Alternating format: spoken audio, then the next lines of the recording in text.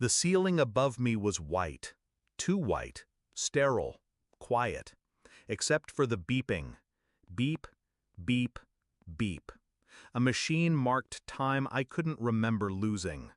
The burns itched. A nurse said I was lucky. I wanted to laugh. Then she walked in, eyes red, lips trembling. My wife. She took my hand like it meant something, whispered, "She didn't make it. Our daughter. You're the only one who survived." She broke. Tears, a sob in her throat. But the moment she turned to leave, her hand fell from mine too easily, too rehearsed. She didn't look back, not once. The door shut. I stared at it for minutes. Hours? Time had become elastic. Our daughter was gone. Gone. But something inside me said no. It didn't scream, it whispered. A wrong note. A subtle tension in her voice. Not grief. Not devastation. Relief. That was the word that lived beneath her tears. Relief. I closed my eyes. I could still see smoke. The flicker of orange against the nursery wall.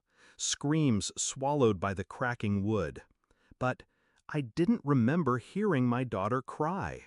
I didn't remember trying to save her. And if I had made it out alive, why couldn't I feel the cost?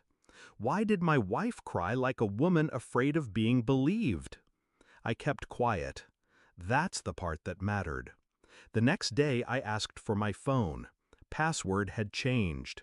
She said it was broken. I smiled. She brought me her own. Let me rest.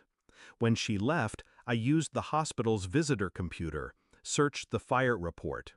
The room where our daughter slept? Untouched. The source of the fire? The garage. Gasoline. Deliberate. Intentional. My hands didn't shake. I read every line like it was a script I'd seen before. She'd told them I passed out carrying our daughter toward the front door. But the fireman said no one else was found inside. No child, no body, no evidence of death. Just me, alone, and soot. I requested a detective visit under the guise of needing details for insurance. The man they sent wore quiet shoes. He waited until she left for coffee, then he leaned close. "Sir, I need to tell you the truth." His voice was low, measured. "We believe your daughter's alive." He laid it out like a confession. A neighbor's doorbell camera caught my wife leaving the house minutes before the fire, with a child, wrapped in a blanket, asleep or unconscious. She placed her in a car, drove off, returned alone. 15 minutes later, the house burned. They were investigating, quietly. Did I know anyone who would want to harm me? No. But I knew someone who wanted to keep me quiet. A will I updated 3 months prior. She didn't know it had changed. Everything would have gone to our daughter, not her. But if our daughter was gone, it reverted to the spouse, to the one who cried and lied. That night she returned with soup, sat beside me, talked about moving forward. I watched her face, noticed how easily she smiled when she thought she had won. I nodded, said thank you, took the spoon. Inside, I imagined the moment she would fall. 2 days later, I asked her to bring my lawyer, told her I wanted to amend the will again. She lit up, said it was smart.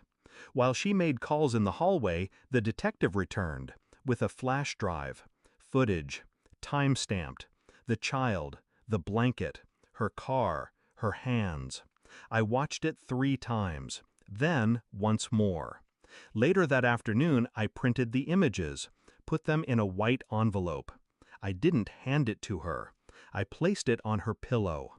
When she entered, I was already standing, dressed, packed. Her face twisted when she saw it. She reached for me, voice shaking. "What is this?" I said nothing. She opened it, saw herself, her lies, and my silence. She collapsed to her knees. I didn't comfort her. I didn't rage. I just stepped over her, like the wreckage she'd become.